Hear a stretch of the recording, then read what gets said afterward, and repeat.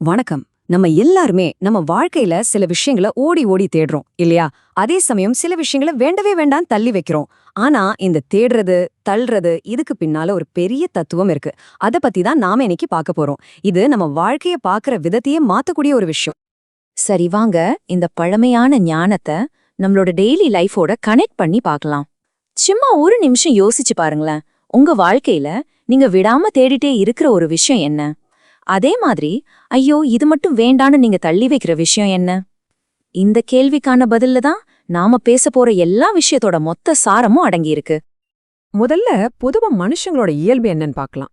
நம்மள அறியாமலே நம்மளோட ஒவ்வொரு செயலையும் இயக்குற அந்த ஒரு பேசிக் ஃபோர்ஸ், அது என்ன தெரியுமா? அதுதான் இந்த தேடுதலும் தள்ளுதலும்.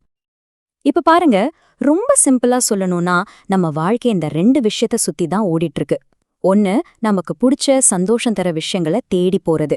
இன்னொன்னு, நமக்கு கஷ்டம் தர்ற பிடிக்காத விஷயங்களை விட்டு விலகி ஓடுறது. இதுக்கு பேரு தான் அந்த தேடுதல் தள்ளுதல் சைக்கிள். நம்ம பார்க்குற இந்த மூலநூல் என்ன சொல்லுதுன்னா, இந்த மாதிரி பிடிச்சத தேடுறதும் பிடிக்காதத தள்ளுறதும் தான் இந்த உலகத்துல இருக்கிற பெரும்பாலான மக்களோட இயல்புன்னு சொல்லுது. இதுதான் உலக மக்களோட இயல்பு. ஆனா ஒரு நிமிஷம், இது மட்டும்தான் வழியா? உலகத்தை பாக்குறதுக்கு வேற ஒரு கண்ணோட்டம் இருக்காதா? ஆன்மால பக்குவப்படணும்னு நினைக்கிறவங்களுக்கு வேறொரு பாதை இருக்குமா? ஆமா, இருக்கு. அத பத்தி தான் அடுத்த பகுதியில பார்க்க போறோம். இங்கதான் ஒரு முக்கியமான திருப்பம் வருது. பொதுவா எல்லாரும் போற பாதையிலிருந்து இது முற்றிலும் வேற. நம்மளோட பார்வையே மாத்தி போடக்கூடிய ஒரு ஆழமான பாதை இது. இதுக்கு பேருதான் பண்பட்டவர் போக்கு. அப்போ இதுல ரொம்ப முக்கியமான ஒரு கான்செப்ட் இருக்கு. அதுக்கு பேர் தான் ஆத்ம பரிபாகம். சிம்பிளா சொல்லணும்னா ஆன்மாவின் முதிர்ச்சி. அதாவது என்னன்னா, நமக்கு வர நல்லது கெட்டது இன்பம் துன்பம் இது ரெண்டுமே இயற்கை நம்ம ஆன்மாவை செதுக்கி பக்குவப்படுத்துறதுக்கு பயன்படுத்துற டூல்ஸ் மாதிரி அப்படிங்கிற ஒரு புரிதல். சரி, கேட்க நல்லா இருக்கு. ஆனா இது எப்படி பிராக்டிக்கலா பண்றது? அதுக்கு தான் இந்த ரெண்டு ஸ்டெப்ஸ். ஒன்னு, நமக்கு ஒரு நல்லது ஒரு சந்தோஷமான விஷயம் நடக்கும்போது அதுலயே மூழ்கி போயிட மாட்டாங்க. ரெண்டாவது, அதே மாதிரி ஒரு கஷ்டம் வரும்போது அதை வெறுத்து ஒதுக்க மாட்டாங்க. ஏன்னா அவங்களுக்கு தெரியும் இது ரெண்டுமே நம்மளோட ஆன்மீக வளர்ச்சிக்கு தேவையான ஒண்ணுதான்.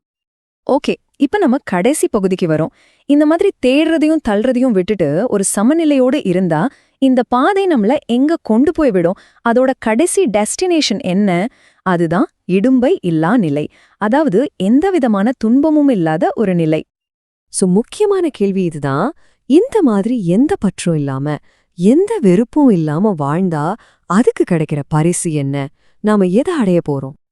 இந்த கேள்விக்கான பதில் நம்ம எல்லாருக்கும் தெரிஞ்ச காலத்தை வென்ற ஒரு திருக்குறள்ல ரொம்ப அழகா சொல்லப்பட்டிருக்கு.